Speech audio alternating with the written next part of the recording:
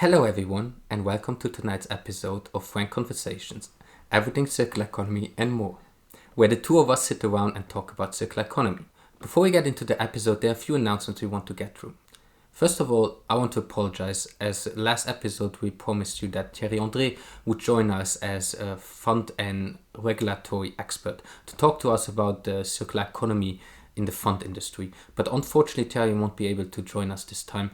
So Diana and I basically decided that we will do circular economy and introduction part 2, where we will talk a little bit more about the microeconomics of the circular economy, as last time we kind of took a far step back and look at the complete ecosystem and tried to make a general introduction about systems thinking and where the circular economy come from.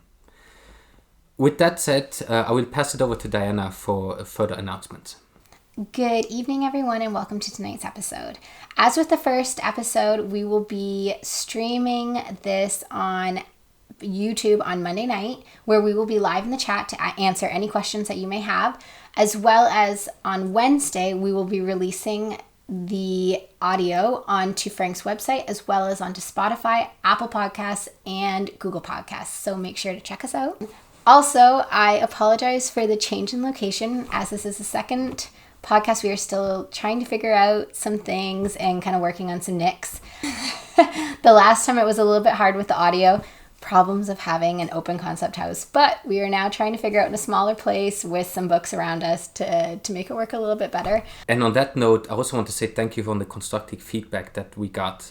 First of all, thank you everyone for listening to the first or watching the first episode, but also for all the very kind, positive feedback, but also, as I said, constructive feedback. And one of the things that we got told is that we have to work a little bit on the audio and that maybe we have to change locations. So here we are in a little bit smaller location, filled with books that hopefully will help soundproof our room a little bit more. And with that, I believe that it's time to jump into our episode.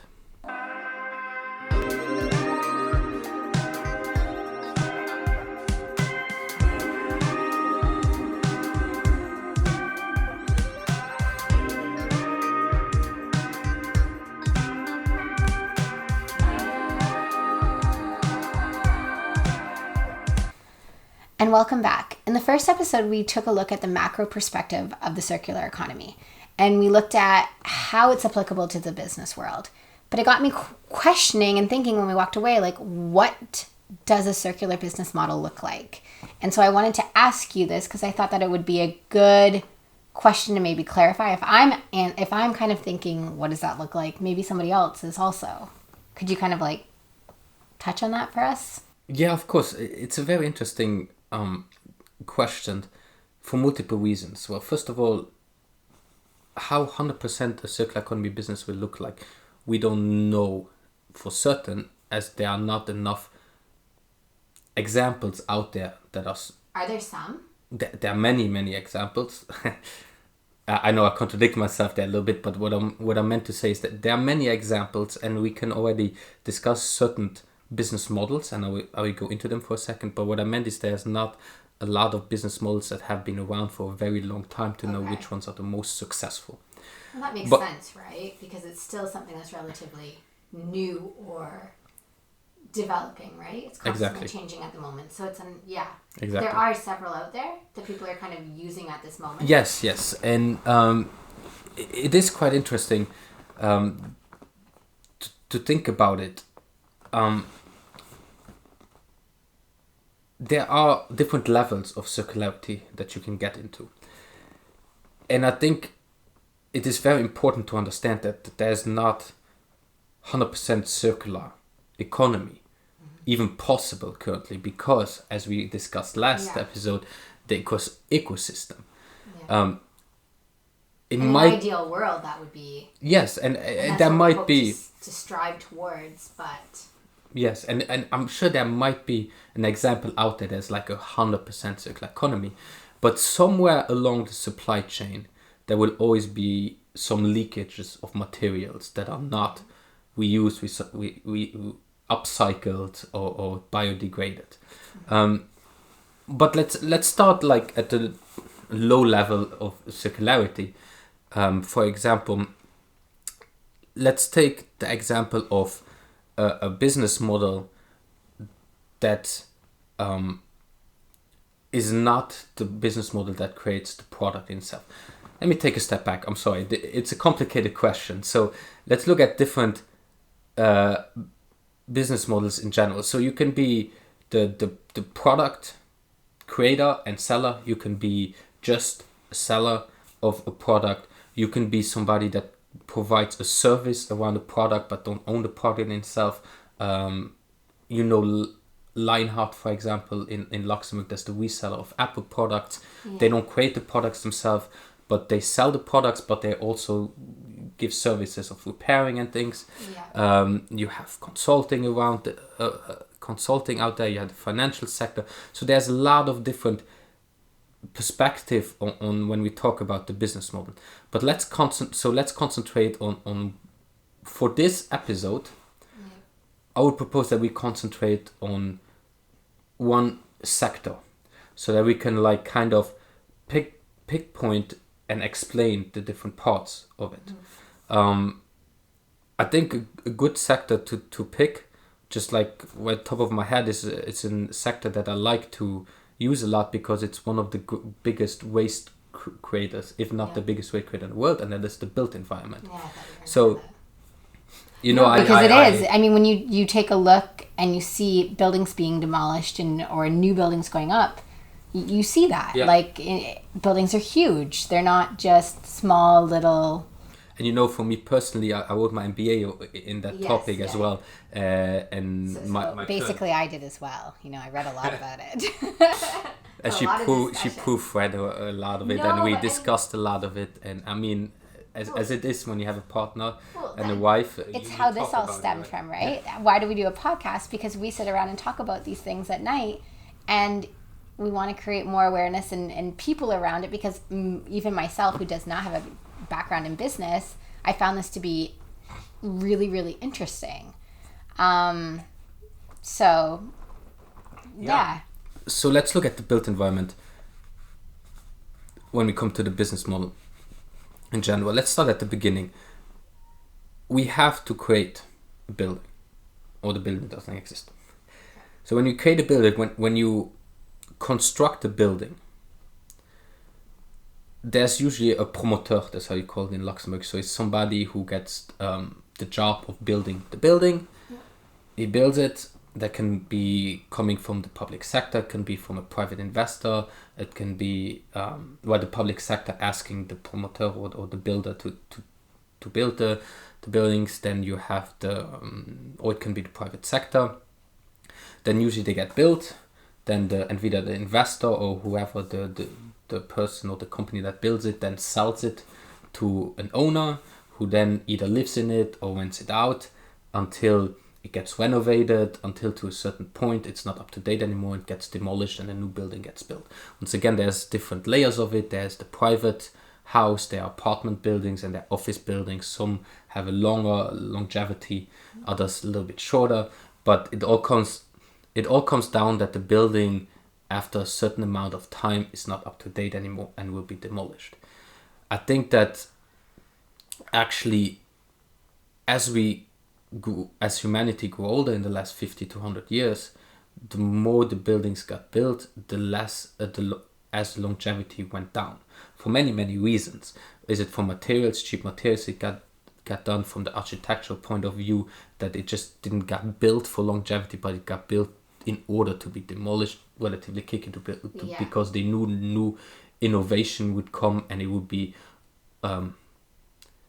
obsolete, the innovation in buildings, or whatever the reasons were. Which is unfortunate when you look at that there are buildings like churches and certain buildings that have been around, especially here in Europe, it's rich with culture of these old architecture, But and it's been around for hundreds of years, and then you look at a building that was built 50 years ago and it's being demolished because it's obsolete, like you said now, right? Or it needs to be, and you think, how is that? Like, how are we ever going to have buildings that now stand the test of time? But you are right. A lot of times these buildings are going up a lot quicker than they used to, for whatever reason, whether it's because, there's more manpower or there is heavy machinery that are doing the job. or Well, if we go back into materials are cheaper, pyramids, yeah. it's like Yeah. it's even a different discussions, right? How they got built and stuff. But I mean, they didn't have cranes. Just building those blocks up. yeah, but in essence, is that nowadays we don't build from like longevity. We build it to use quickly, and then demolish and rebuild, basically. But then with the circular economy, are you saying that like we should be changing so that the business or the model of this new architecture should be built for longevity, or that it should be built in a way that it's able to be demolished easily and reused? Like what, or are those two different possible scenarios for circular economy? I think the easiest way to kind of explain a circular business model is to look at the Ellen MacArthur Foundation's created circular economy butterfly. And for those that look at the video, you will see a picture here. So in episode first, we were talking about that right now we live in a linear economy. We take resources, we make resources, we make products, and then we basically use them and destroy them. Even the usage, make, waste, basically destroy, because the usage phase in itself is part of the destroying of the product. If you think about logically in a linear economy, because when the moment you start using the product, you are destroying it until it's not usable anymore, and then it's waste. But that is all. It loses its value. Exactly, Right? and the value and the circular economy value hill that was created by the circular economy will come back in the later stage, because that's a really important part of the. Or even not that until it's not worth anything, until it's worth less. Like it's until it almost costs more to fix something, right? At the moment, it's used until it's actually more expensive to fix the product. So it's. Yeah, or it just. Which is not correct. It shouldn't be that way, right? That was the whole discussion. The consumer will just don't need it anymore, so he throws it away for whatever reason. Plastic packaging is the perfect example. Just sweep it up, throw it away. No, but a car, when you even look at a car, for instance, and you're using a car, as soon as you drive it off the lot, it loses value. It loses like half its value. And then the more you drive it, the less it becomes, which is it's fine. But then at some point it becomes to the point where it's more expensive to actually repair the car than it is to get rid of the car and to send it to sell it for parts. Yeah. Or to, sure. There's a lot of products that have that you can show that example with. Once again, as also last episode, the washing machine. Often it's more expensive to repair it than just to buy a new one, why would you repair it if you have to pay more for it? But coming back to the butterfly, so you have the take, make, use, and then destroy. That is basically the skeleton of the butterfly. What the circular economy now does is that during the usage phase should be prolonged, and the usage phase is not part of the waste creation, because waste doesn't exist anymore in the circular economy. So instead of using and wasting it and throwing it afterwards away, you have the products, you maintain them, you reuse them, we distribute them, then you refurbish them, we manufacture them, and then you recycle them. But how do you do this? Coming back to the macro perspective of the circular economy is like, we know what we want to do, why we want to do it. We're answering the question why. We want to use less resources, but still create an economy that works. So let's start at the beginning. Where do we get our products, our materials from for our products? Our supply chain. In order to fix our supply chain, we have to start with the design of the product. Why do you design a product? You design them for the usage, for the specific usage, but you also in the circular economy design it to be able for longevity, for being able to maintain the product, to repair it, to redistribute it, to take it apart, we manufacture different parts and we build the same product before all the way at the end, when really nothing else works anymore, you can take it into the different materials and upcycle it. But it all starts with the design.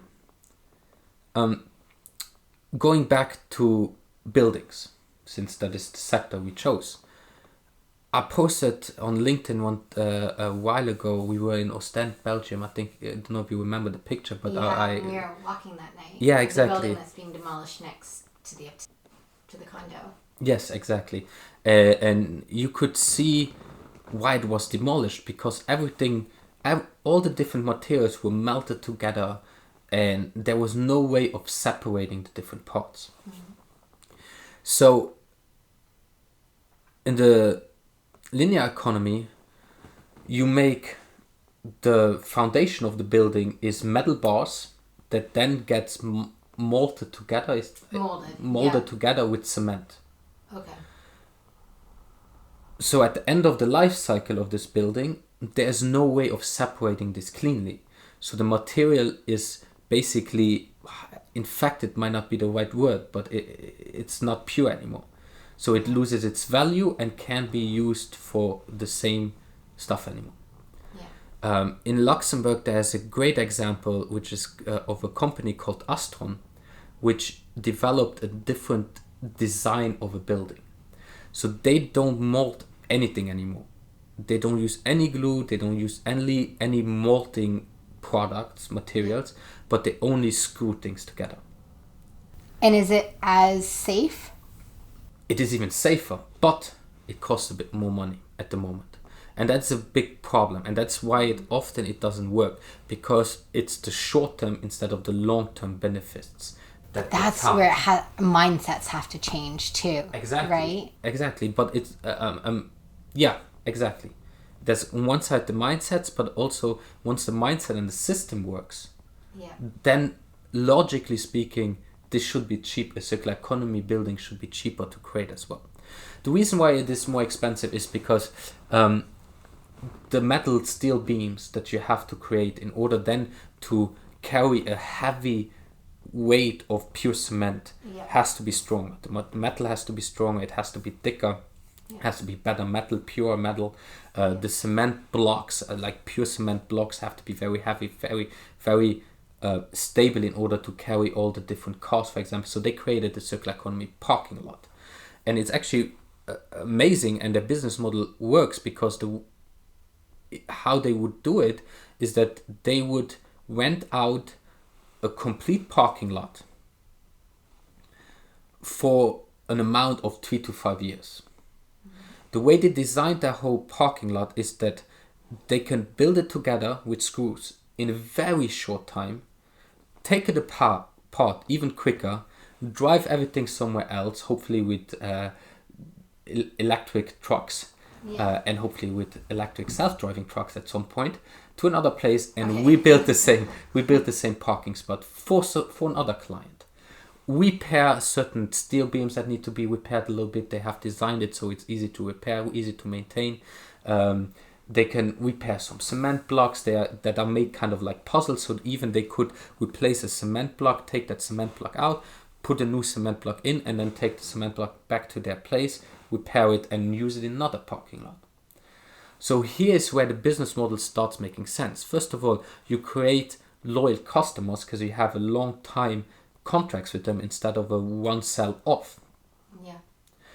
You gain money and your investment because you mitigate the risk of the volatility of the price volatility of resources. Yeah. Especially because resources are becoming more scarce. Yeah. More and more scarce, they are harder to come by, so they get more expensive. That's the first thing. And the second thing is that on the public sector, taxes are increased. Countries are not so eager anymore to sell their own resources because they need it themselves. Yeah. So in this case, you have already two economic benefits, client loyalty, as well as mitigation of the price volatility risk. Yeah. And that's only two. There's many, many more. Let's take, for example, the Philips. Philips has created the Pay-Per-Lux, where they don't sell light bulbs anymore, but they sell... We touched on that the last time, right? Touched on that the last time. They sell the service. They sell the service of light, including electricity, including smart lighting, including maintenance and all of that. Yeah. But they made the calculation, if they have an office building and they make a contract for 10 years, at the beginning they make not losses, but they don't make as much money as if they would just sell it off. But in a matter from 3 to 5 years, they made up.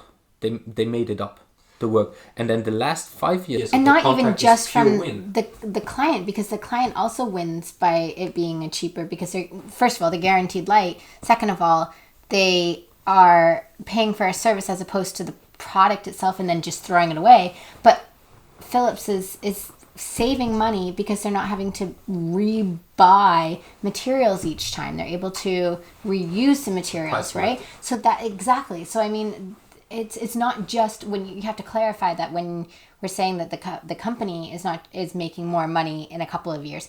Yes, but the customer is also not, that's not just coming from the customer. The customer is also saving in a lot of ways. Do you know what I mean? Yeah, the user here, you wouldn't use customer anymore, but you use user as a well, in the technical sphere, and then you have the biodegradable sphere in the butterfly, which I showed before, and we hopefully come back to the butterfly here.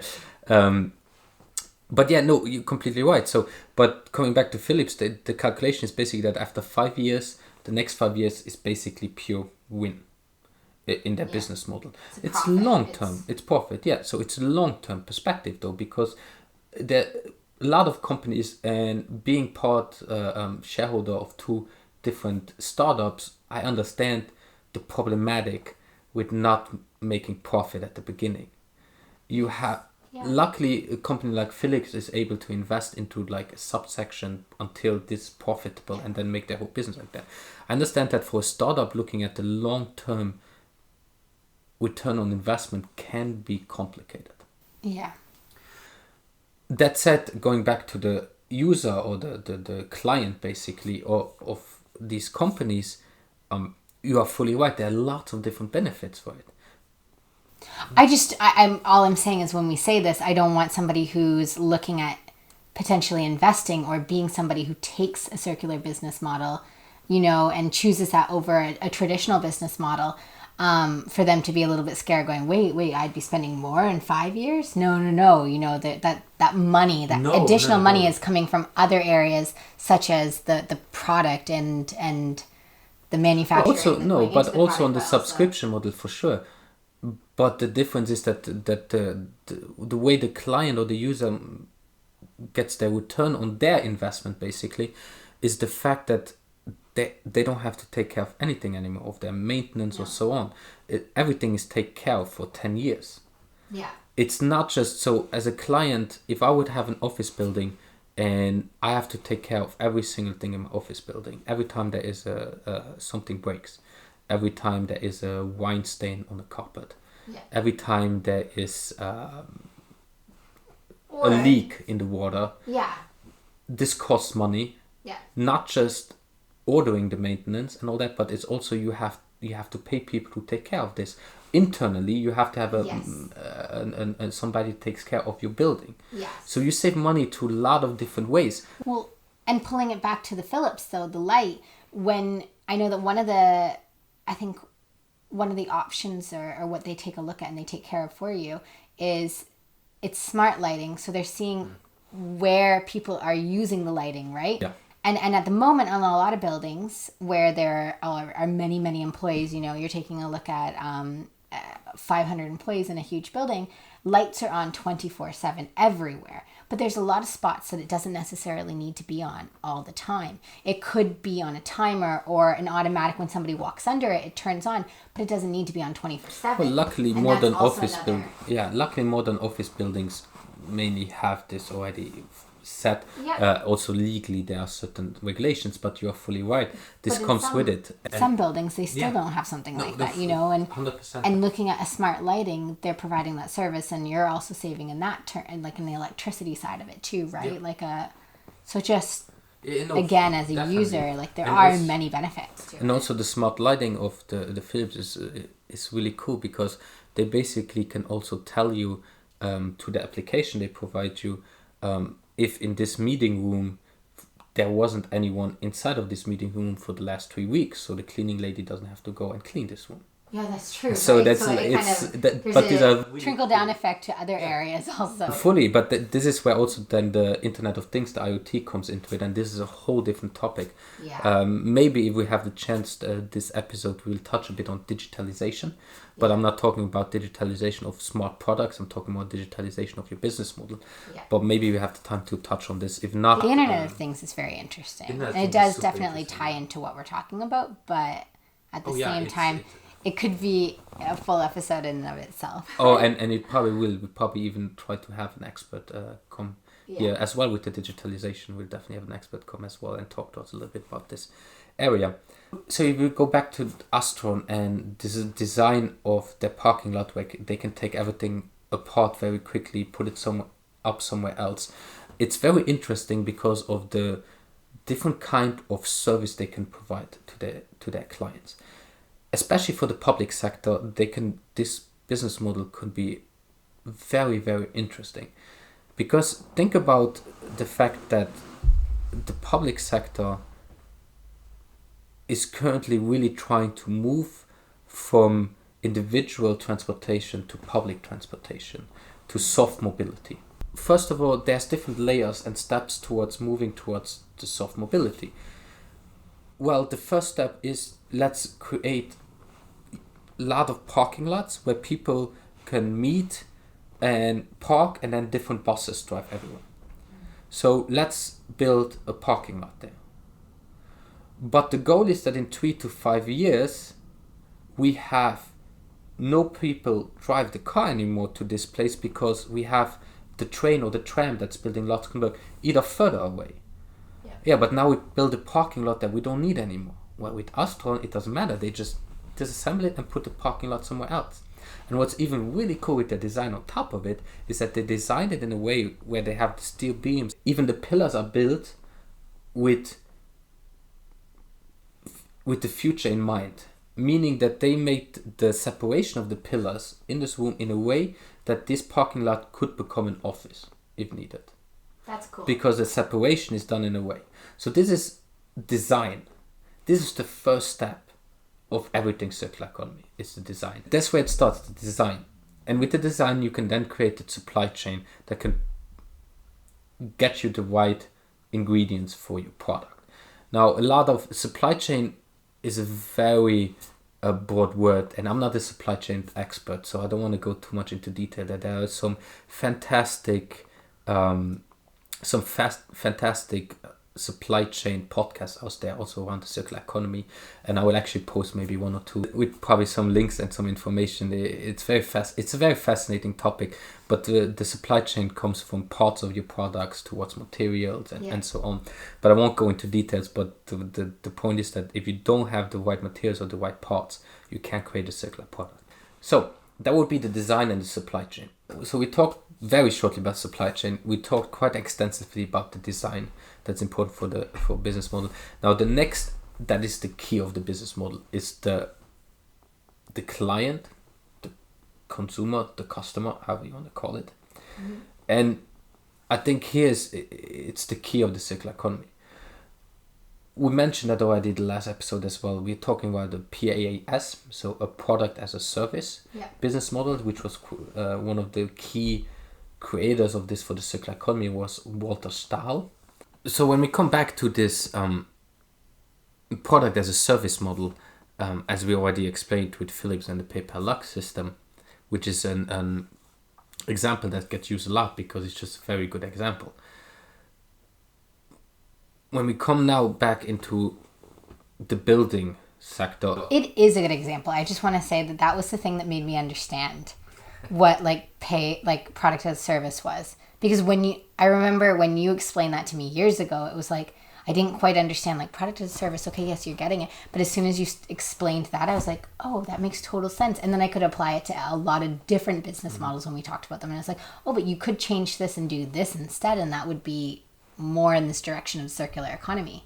So that is a good example. I mean, they've done a good job with it, and it definitely works. Yeah, And it's a very way good. of understanding it. Yeah, and if we go now look back into the build sector, well, Paper Lux is part of it by being one of the products in the building. But so if you look back at the built environment altogether, if you think about how many different products, suppliers, and that you have in a building in itself, it's a huge amount.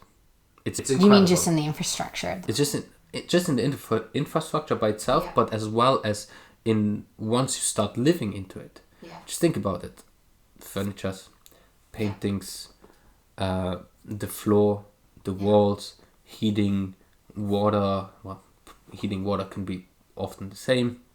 Electricity, and many other different things. Food that you have, the fridge, the kitchen that you have, and all of these are often different suppliers. Yeah. So we made actually from MBA, I actually made a calculation and analysis, and if you would go fully circular in your private home, you would have 20 plus subscriptions and contracts that you have to manage. Yeah. Do you understand why circular economy is not necessarily something that people as a consumer, myself as a client, necessarily look into fully integrating? I can't. Because it's hard to manage all that. I mean, it's hard to manage like a couple of payments a month, then to add on more. And that's where digitalization is the key. Yes. That is where digital transformation is the key. Yep. Where to applications, is it phone, tablet, and PCs, computers can really help you manage those things. Now, that I'm talking now from the consumer part, and this is the key idea behind also the service that I'm trying to create here with Lift Services and Lift Properties, is creating a platform where you can manage all your contracts for a built environment. Yeah. That came out as a result from my MBA, because looking at from the business point of view, you have the same problematic. If you, instead of selling a product, your furniture, where you then you have the email address of all the clients where you send commercial emails out, towards managing hundreds, thousands, 100,000s of potential subscription and contract models, product as a service models. Yeah. How are you going to do that if you don't have a well-funded, structured system in the background that can maintain and manage all of this? Yeah. And here's where we come into the nuts and bolts of the and the micro perspective of the business models of a circular economy. Yeah. Because you have to manage a lot.